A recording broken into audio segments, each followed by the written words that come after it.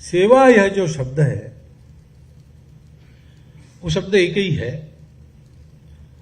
उसको हम अंग्रेजी भाषांतर करते तो सर्विस कहते हैं,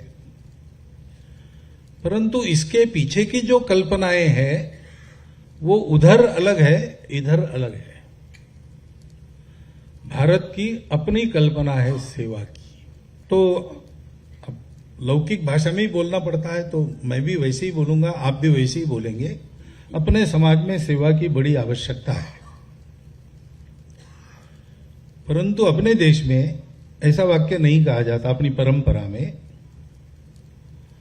जो सेवा करता है उसको सेवा करने की आवश्यकता होती है। अपने देश में इतना सारा समाज है, उसके पास सुविधाएं नहीं है, शिक्षा नहीं है, स्वास्थ्य के लिए व्यवस्था नहीं है। ये बातें सही है और वो देनी चाहिए, ये भी सही है, लेकिन हम नहीं करेंगे तो कोई और करेगा, ये भी सही है। हमने नहीं की, किसी और ने की, ये भी हम देख रहे हैं। तो सेवा की आवश्यकता तो हमको है। वो हमारे यहां ऐसा कहते हैं कि स्वामी विवेकानंद कहते थे कि ये दरिद्र नारायण और मूर्ख नारायण तुम्हारे सामने है, विनम्रतापूर्वक उसका वंदन करो।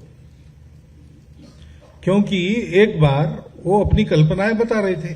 हम जानते हैं स्वामी विवेकानंद पहले से विश्वासी व्यक्ति नहीं थे, वो स्केप्टिकल थे। वो सबको पूछते थे, आपने भगवान भगवान कर रहे हैं, आप देखा है क्या, अनुभव है क्या? फिर रामकृष्ण परमहंस के पास गए तो उन्होंने कहा, देखता हूं, रोज देखता हूं, तुमको देखता हूं, उससे ज्यादा स्पष्ट देखता हूं, और तुम मेरे जैसा करोगे तो तुमको भी दिखेगा। तो उनके साथ लग गए, लेकिन रामकृष्ण परमहंस के अंत तक उनकी परीक्षा लेते रहे।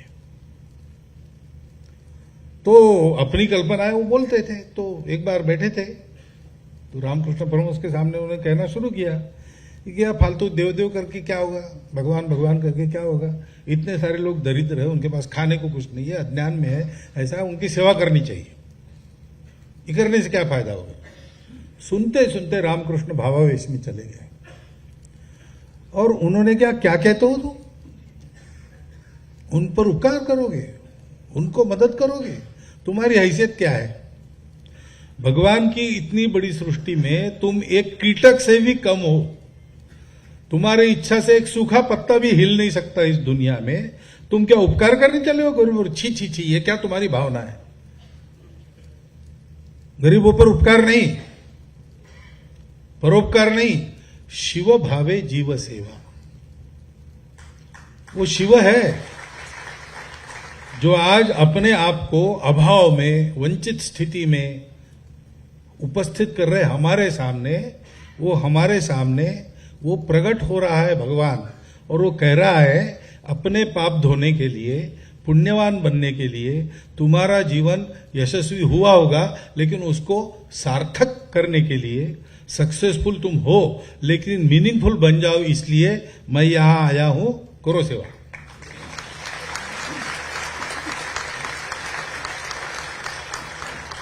ये हमारी भारत की कल्पना है सेवा की, और इसलिए हमारी सेवा में अहंकार नहीं रहता। और हमारी सेवा, जिनकी हम सेवा करते, उनको सदा लेने वाले नहीं रखती, उनको लाचार नहीं बनाती, वो लेने वालों को देने वाले बनाती।